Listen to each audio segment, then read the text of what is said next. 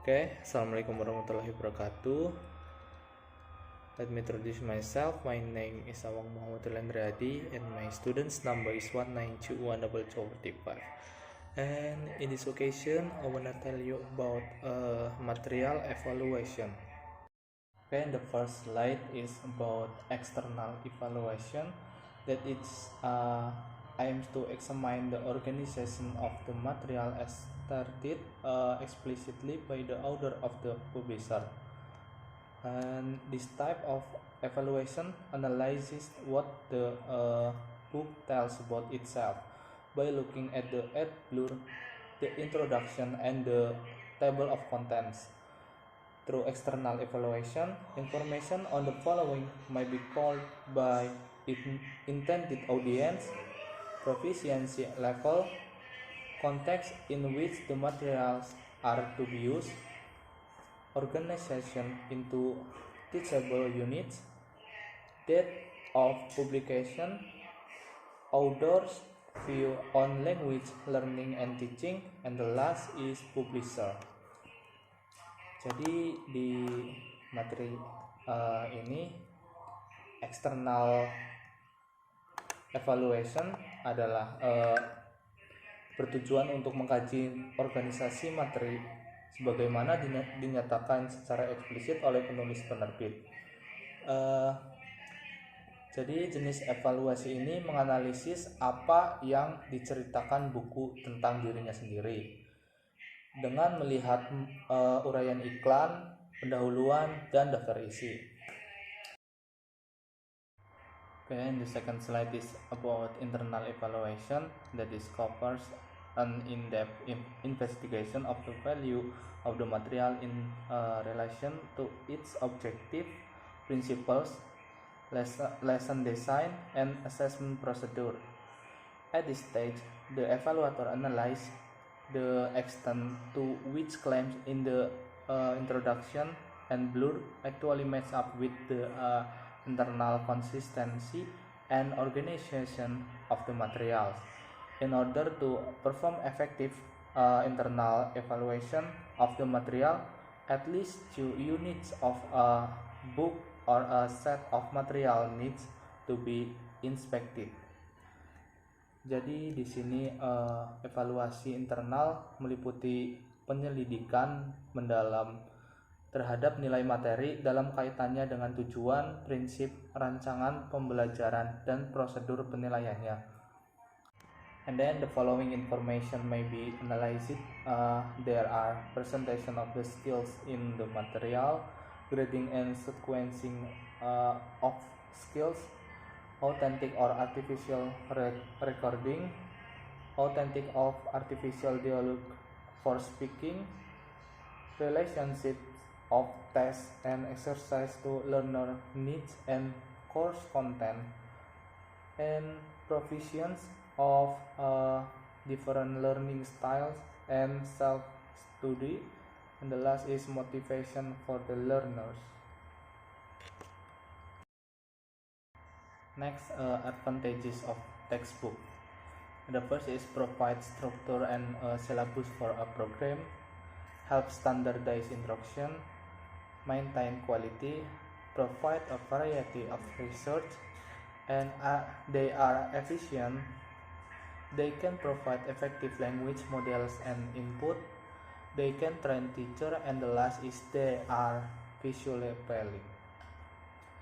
Jadi di sini menjelaskan tentang kelebihan dari textbook, yaitu yang pertama menyediakan struktur dan silabus untuk sebuah program, membantu menstandarisasi instruksi, menjaga kualitas, menyediakan berbagai sumber daya. Mereka sangat efisien, mereka dapat memberikan model dan masukan, bahasa yang efektif, dan bisa melatih guru. Yang terakhir adalah mereka menarik secara visual. And the next is potential problem in textbook. And the first is they may contain inauthentic language, They may distort content, may not reflect students' need, and they can de-skill teachers, and they are expensive.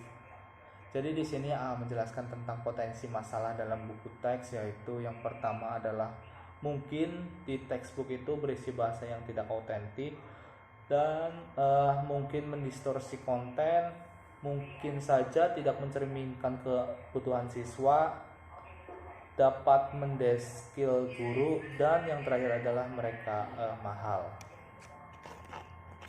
Okay, this is a consideration of the textbook. You can see the PowerPoint.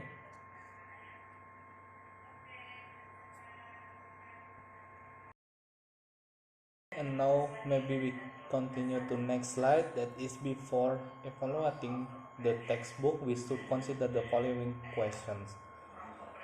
The roles of the textbook in the program. A textbook mostly determines the syllabus and objective. The question is, will it the employee with small or big classes? Will learner be expected to buy a workbook as well, or should be the textbook provide all the practice students need? The teachers in the program. How experienced are the teachers in the program, and what is their level of training? Are they native speakers of English? If not, how well do they speak English? Next is, do the teachers tend to follow the textbook closely, or do they use the book simply as a research? Are teachers free to adapt and supplement the book? Okay, the next slide is factors involved in the development of commercial textbook.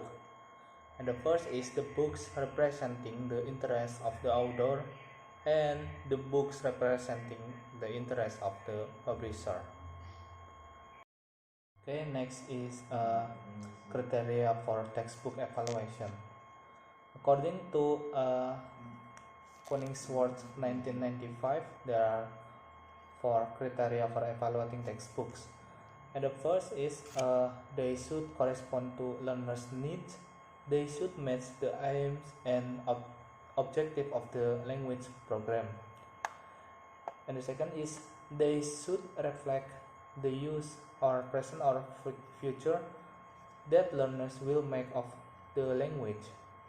Textbooks should be chosen that will help equip students to use language effectively for their own purpose. And the third is they should take account of students' needs as learners and should facilitate their learning process without dogmatically imposing a rigid method. And the last one is they should have a clear role as a support of learning.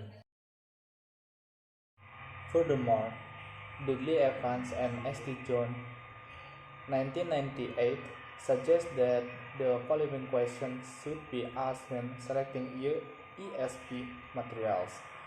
That are is, will the material stimulate and motivate, and to what extent does the material match the stated learning objective and your learning objective?